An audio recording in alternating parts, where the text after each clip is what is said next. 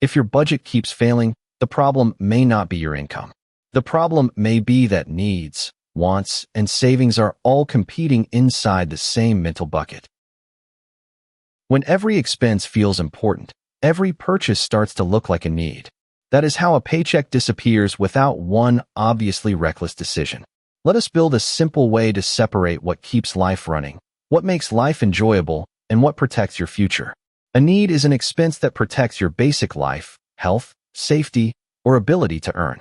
Housing, essential groceries, core utilities, and necessary transportation are common examples. Here's the test. If skipping it creates serious harm, it is probably a need. If skipping it creates inconvenience or disappointment, it is more likely a want. Wants are not bad. Restaurant meals, premium phones, multiple streaming services, and vacations can make life better. They simply belong in a different category. A healthy money plan does not remove all enjoyment. It makes enjoyment intentional, affordable, and free from the guilt that comes from spending money meant for something else. The same category can contain a need and a want. You may need transportation, but a reliable used car, a newer comfortable car, and a luxury car solve that need at very different prices. Food is another example. Groceries for normal meals are usually a need. Frequent delivery may be a want. A simple meal plan can protect both your time and your budget. The same need versus want split shows up almost anywhere you look closely.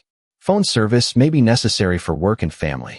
Replacing a working phone every year is usually a want, even when the advertisement makes it feel urgent. Limited time sales, countdown clocks, influencer recommendations, and monthly payment offers are designed to make waiting feel painful. Your budget improves when you slow that moment down.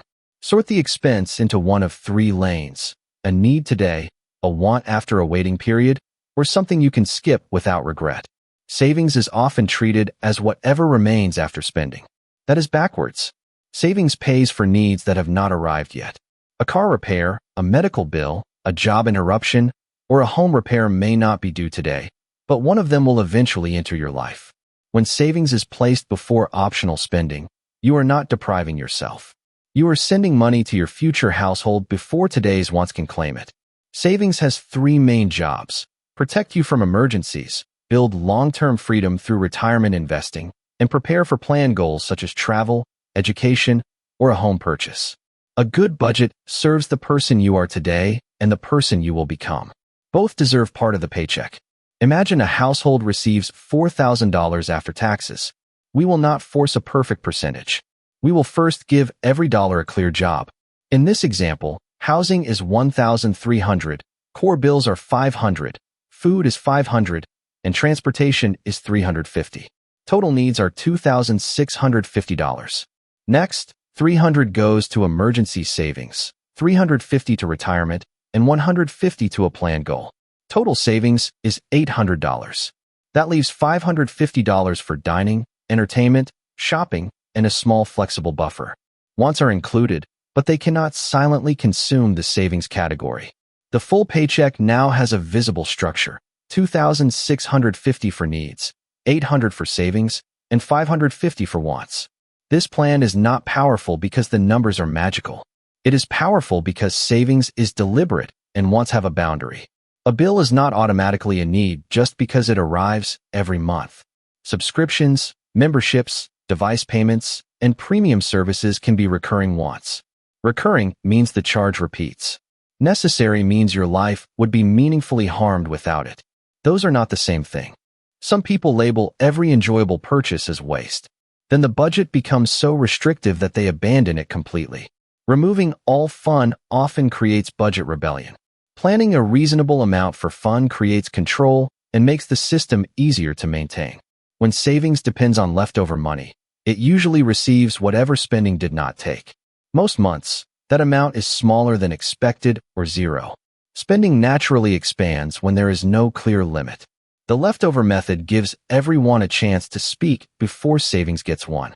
The protected method moves savings automatically, then asks needs and wants to fit inside the remaining amount.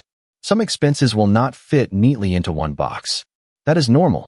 Use 4 questions to classify the gray areas. Ask what happens if you skip it, whether a cheaper version works, whether the expense is temporary, and which goal will lose money if you say yes. A child's activity, work clothes, or a family celebration may be important without being a survival need. Your values can justify the expense, but the money still needs a planned category. This distinction is not meant to judge your choices. It helps you see the trade-off honestly. Open your last 30 days of transactions. Mark needs in one color, wants in another, and savings or investing in a third. Then choose one expense to keep proudly, one want to reduce, and one amount to redirect towards savings. You do not need to redesign your entire life in one evening. Write the new limit in your budget, create the transfer if needed, and give the savings a name. Money with a specific purpose is harder to spend accidentally. The goal is not to prove how little you can enjoy. The goal is to make sure today's wants do not steal from today's needs or tomorrow's security. In the comments, name one expense that is difficult for you to classify as a need or a want. Your example may help someone else think more clearly. Needs keep life running. Wants make life enjoyable. Savings protects the life you are building. Give all three a place, but never let them pretend to be the same thing. Hit subscribe if this helped. The next video builds the emergency fund that protects this entire plan when life gets expensive.